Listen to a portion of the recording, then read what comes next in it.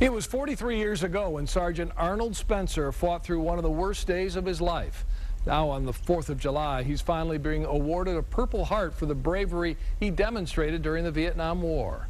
Bill Spencer has his story. I think about it every day. It was June 2nd, 1969, 43 years ago, when Arnold Spencer of Royal Oak witnessed the worst violence he had ever seen. He was walking through a Vietnam battlefield filled with dead American soldiers when suddenly his unit was ambushed. I see the bullets. I see the machine guns shooting at us. I see the mortars landing around us.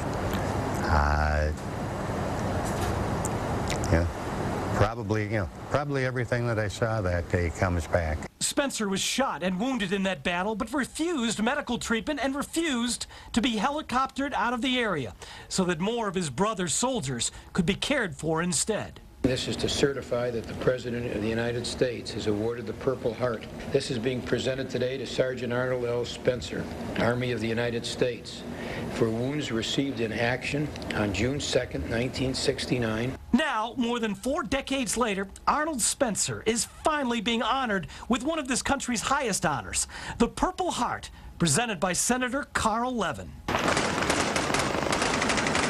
But instead of looking back on his own valor, Arnold Spencer says his main concern right now are the more than 90,000 American soldiers, men and women, serving in Afghanistan.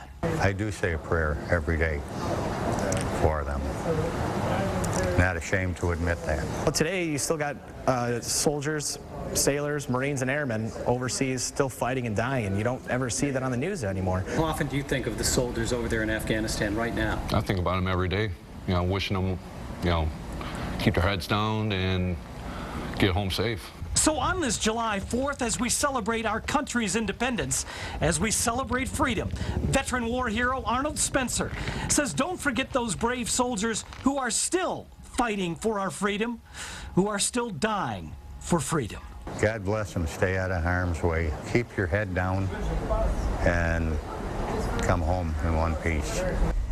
That was Bill Spencer reporting. And continuing a family tradition, Sergeant Spencer's grandson is now serving in the United States Army.